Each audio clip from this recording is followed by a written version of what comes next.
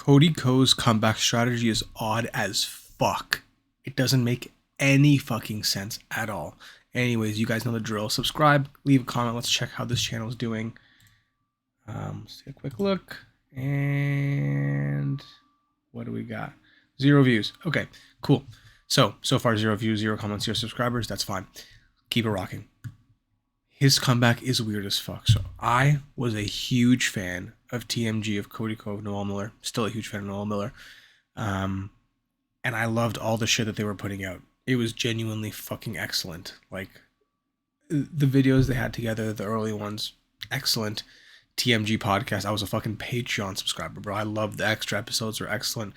Their episodes are excellent. It legit like made my day listening to them. Like their dynamic was excellent. So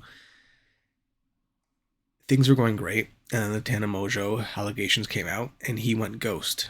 And this is kind of a broader analysis of cancel culture as a whole, because people love to say, "Oh, cancel." Conservatives like to say, "No, cancel culture is the worst thing in the world."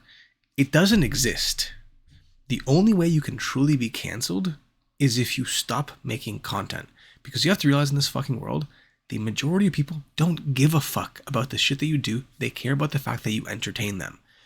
And that's evident in Cody Ko's weird ass fucking comeback. Bro gets canceled, leaves the internet for fucking 9 months, doesn't post anything, realizes that his mortgage on Reese Witherspoon's house is a good $1 billion and needs to start making income again.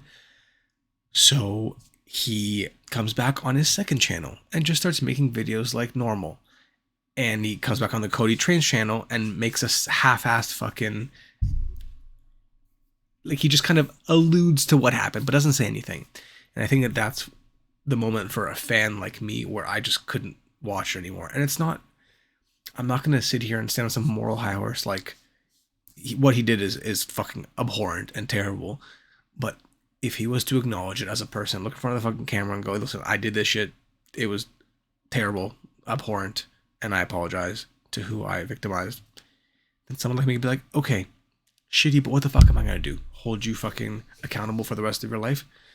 If you make a giant fuck up mistake like that in your early fucking life, in a culture that propagates this behavior, listen, I'm not saying it happens, because it shouldn't fucking happen and it's very fucking wrong, but there are people who could look past it as long as you're actively working on like contributing to causes that may, like if you're gonna do a charitable contribution to like women's abuse or just something like that, anything could fucking help your cause in like winning back the fans who have some kind of morality and will hold you to some kind of a standard, while also accepting the fact that like people are human, they make terrible mistakes, but also are capable of forgiveness, or at least whatever.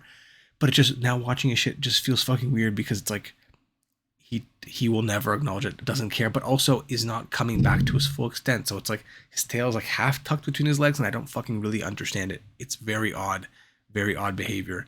And I'm also coming from the #1 glazer. I had a video on my other channel that had the most views I've ever gotten, and it was a video fully glazing Cody Ko. I bought a bunch of cameos from people in his like lore, and he reacted to it and gave me a shout out. Ironically, the shout out didn't do shit. I got like 100 subscribers from it, and he didn't really like give it the attention I think it should have had. Like, it went #1 on his fucking subreddit and shit, which whatever, I'm not fucking salty about it because he still gave me a shout out.